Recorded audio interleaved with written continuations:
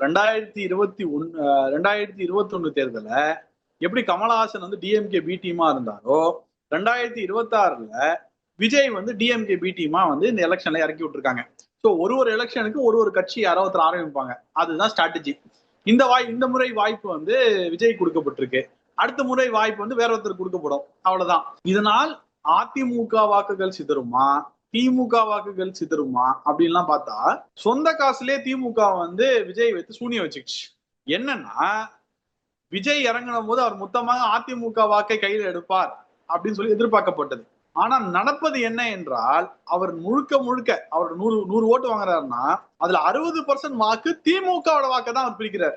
குறிப்பாக 12% உள்ள சிறுபான்மையினர் வாக்கு மைனாரிட்டி ஓட்ஸ் இருக்கு பாத்தீங்களா, அதுல ஒரு 40% டென் பண்ற இவங்க எல்லாம் இதுக்கு முன்னாடி வந்து திமுக காங்கிரஸ் அலையன்ஸ் விட்டு வெளில ஓட்டு போட்டதே கிடையாது. அவங்களுக்கு இன்னைக்கு விஜய் ஒரு ஆப்ஷனா இருக்காரு.